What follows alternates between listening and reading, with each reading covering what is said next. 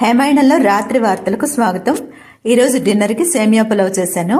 అయితే ఇదివరకు మనం ఎప్పుడైనా సరే సేమియా పాయసానికైనా సేమియా పులావ్కైనా సేమియా వేయించుకుంటాం కదా.